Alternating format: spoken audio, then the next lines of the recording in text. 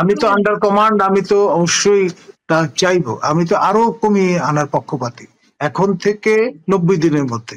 আপনি যেহেতু সেনাবাহিনীর লোক বলে দাবি করেন নিজেকে, না, আমি কমিশনড অফিসার। আমি বাংলাদেশ ন্যাশনাল ক্যাডেট কোরের আর্মি উইং এর একজন commissioned officer, lieutenant colonel, battalion command. জি জি। এখন ধরেন সেনাপ্রধান গ্যাজেট করা আছে রাষ্ট্রপতির আদেশে, গ্যাজেটেড হয়েছে। আমি একজন gadget, first class gazetted officer. আমাদের বিশ্ববিদ্যালয়ের যারা শিক্ষক এমনকি ভাইস চ্যান্সেলর তারাও কিন্তু ফার্স্ট ক্লাস গ্যাজেটেড অফিসার না। স্যার, এখন আমার প্রশ্নটি হচ্ছে, আমরা দেখেছিলাম সেনাপ্রধান বলেছিলেন যে তিনি ডিসেম্বরের মধ্যে নির্বাচন দেখতে চান এবং আরো সুনির্দিষ্ট করে বলেছেন তিনি আগামী বছর 1 জানুয়ারি নতুন সরকার, রাজনৈতিক সরকার দেখতে চান। এখন আমরা যেটা বুঝতে পারছি যে বিএনপির সঙ্গে প্রধান উপদেষ্টার বৈঠকের পরে এটি নির্বাচন চলে গেছে ফেব্রুয়ারিতে, রাইট? এবং আবার কন্ডিশনাল বলা হয়েছে বিচার এবং সংস্কার কাজের অগ্রগতি সাপেক্ষে। আবার পরবর্তীতে আরেকটি সাক্ষাৎকারে ডক্টর ইউনূস বলেছেন তিনি এপ্রিলে চলে যাবেন। আমরা জানি না আসলে নির্বাচন কি ফেব্রুয়ারিতে নাকি এপ্রিলে। তিনি তো ঈদের জামাতে আবেগ আপ্লুত হয়ে আপনার মৌন সম্মতিও জানিয়েছেন যে 5 বছরের জন্য মুসল্লিরা তাকে দেখতে চায় ক্ষমতায়, দালালদের কথা তিনি যাতে না শোনেন, এইসব দাবিও কিন্তু তাকে ইমপ্রেস করেছে। এবং প্রথমবার ঈদের জামাতের পরে তিনি আল জাজিরাকে সাক্ষাৎকার দিয়ে বলেছেন যে লোকজন তো আমাকে 5 বছরের জন্য চায়, সুতরাং আমার হাতে তো অফুরন্ত সময়। ভাবটা এরকম। জি জি। এখন নির্বাচন যদি না হয় সেনাপ্রধান কি করবেন? তিনি তো হিরণময় নিরাপত্তার পরিষ্কার বলে দিয়েছেন 1 জানুয়ারি হচ্ছে কাট অফ ডেট। কোন ইভেন্ট বাদ এটা হতেই হবে। সেনা কালচারটা এরকম, উইথ ডিউ রেসপেক্ট, আমরা যেটা বলি নাই পয়দা কর, you have to do it. কিভাবে হবে? এখন রাজনৈতিক দলগুলো যদি রাজি হয়ে যায় ফেব্রুয়ারিতে নির্বাচনে, সেনাপ্রধান কি করবেন? আমার ধারণা সবাই রাজি হবেন এমনটি হয়তো হবে না। কারণ হচ্ছে নানামণির নানা মত। বাঙালি সবসময় প্লুরাল একটা ধ্যান ধারণা নিয়ে চলে। সবাইকে একত্র করে আপনি এক মঞ্চে বসিয়ে দেবেন, এটা ডক্টর বদিউল আলম মজুমদার অনেকদিন ধরে ট্রাই করছেন, কতটা সফল হয়েছেন। সুতরাং এটা নিয়ে নানান রকম কথাবার্তা আছে।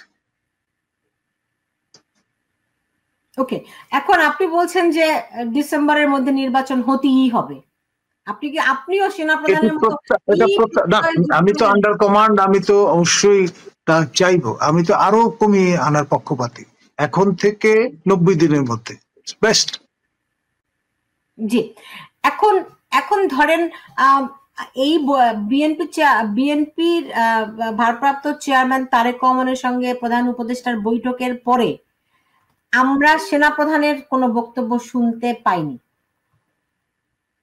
দেখুন, তিনি যা কিছু বলেছেন, একবার তিনি বক্তব্য রেখেছেন রিটায়ার্ড অফিসার যারা রাওয়া ক্লাবে, সেখানে গিয়ে কর্নেল অবসরপ্রাপ্ত হক মহোদয় সেখানে ছিলেন এবং তিনি রাওয়ার বিপুল ভোটে নির্বাচিত প্রেসিডেন্ট।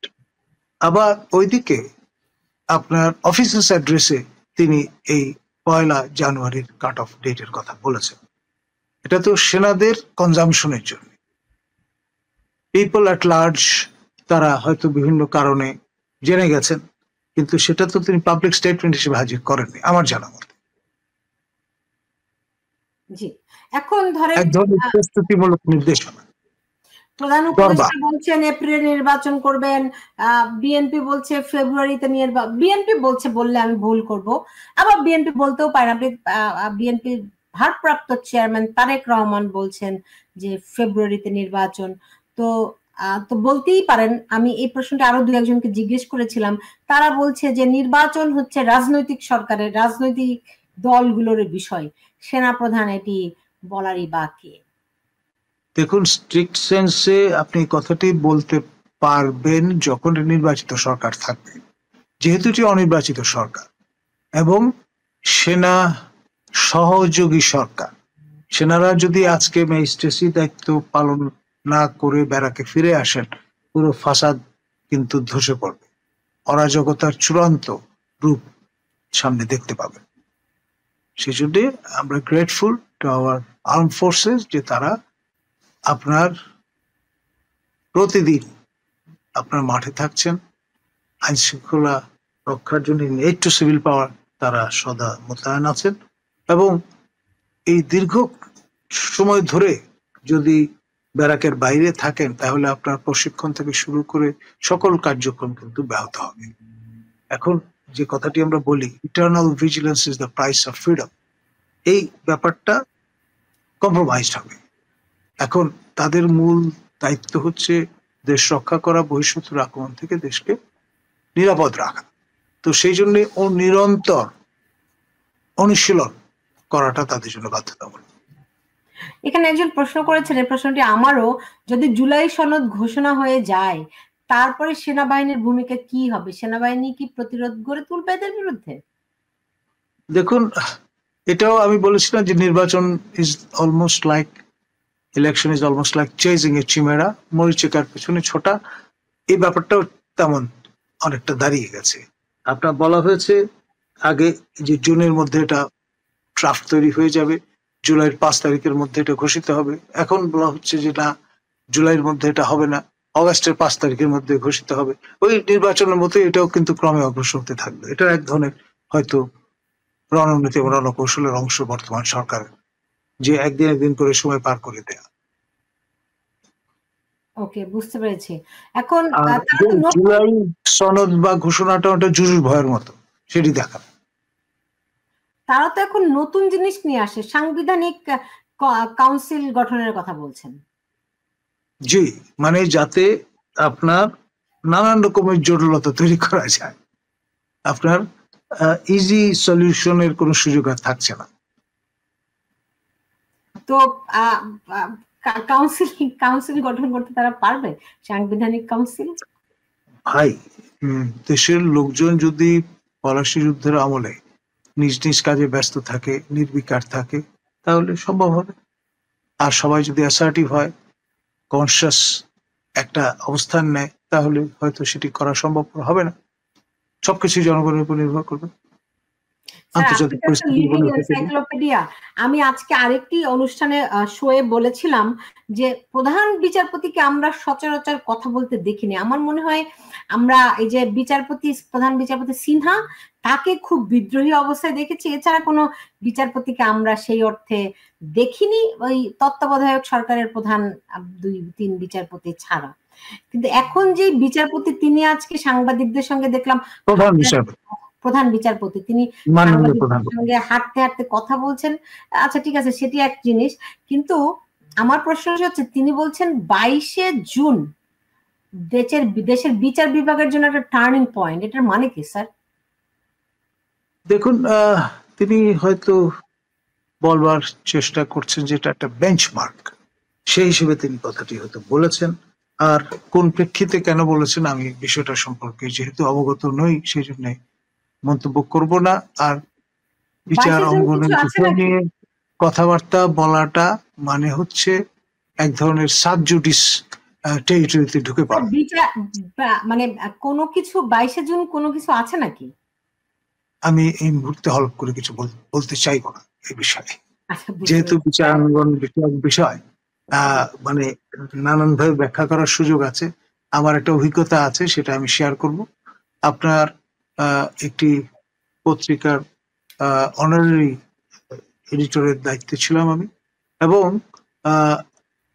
আপনার হঠাৎ করে একটা এজেন্সির রিপোর্টকে আমরা সেইখানে কোট করেছিলাম যে কেয়ারি সিন্দাবাদ নামে একটি জাহাজ লাইনার, যেটি টেকনাফ থেকে সেন্ট মার্টিনে যেত, সেই লাইনারটিকে আপনার কনফিসকেট করা হয়েছে। তো এই সংবাদটি প্রকাশের পরের দিন আমাদের কোর্ট থেকে সমন করা হলো যে হাজিরা দিতে হবে। কেন? পরে দেখা গেল আমাদের সেই পত্রিকার প্রতিদিনের সকালের নিয়মিত পাঠক হচ্ছেন বিচারক মহোদয়। তিনি ব্রেকফাস্ট করার সময় পড়েন, হঠাৎ বললেন যে আমি রায় দিলাম একরকমের, লিখলো আরেক রকম, কেন? ওদের তলব। যাওয়ার পরে বোঝা গেল যে আপনার অ্যারেস্ট করা আর কনফিসকেট করা এক জিনিস নয়। যেই জাহাজ কনফিসকেট করা হবে সেটা আর ভাসবে না, কখনো ডিসমেন্টাল করে ফেলা হবে, আর যেটি অ্যারেস্ট করা হবে সেটি আবার ভাসার সম্ভাবনা প্রায় শতভাগ। তো এই জন্যে তিনি আমাদের হয়তো ভৎসনা করতেন, যখন দেখলেন যে আমরা কোর্ট করেছি দায় কিন্তু নিজ এজেন্সির, সুতরাং তিনি আমাদের সসম্মানে বিদায় করে দিলেন। তো এই ঘটনাটির পর আমি এই জুডিশিয়াল বিষয়ে কথাবার্তা বলতে খুব সাবধান। বুঝতে পারছি।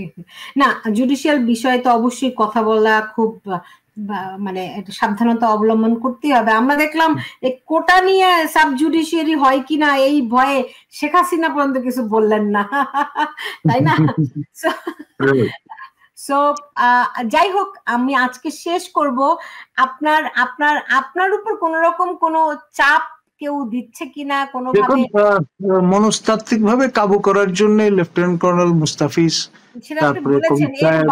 তারপরে সর্বশেষ আজকে দেখলাম ক্যাপ্টেন মারুফ রাজু, তিনি কিছু মন্তব্য করার চেষ্টা করছেন যেগুলো নাহক বলে আমি মনে করি এবং উদ্দেশ্য প্রণোদিত। ওই আমাদের সেই পিনাকি ভট্টাচার্যের দ্বারা উৎসাহিত হয়ে অথবা তাকে ভালোবেসে এ ধরনের কথাবার্তা বলবার চেষ্টা করছেন। যে কথাগুলো বলছেন সেগুলো নাহক, অনভিপ্রেত, এবং আমি এর প্রতিবাদ জানাই। প্রত্যেকটা মানুষের মত প্রকাশের অধিকার থাকতে হবে। আপনি জোটবদ্ধ হয়ে মাইম করার চেষ্টা করবেন, সেই জার্মান গেস্টাপো কায়দায় ভয়ভীতি দেখানোর চেষ্টা করবেন, গোয়েবলসের মতো মিথ্যা কথা বারবার বলে যাবেন, that is not acceptable. Will be the last person to accept.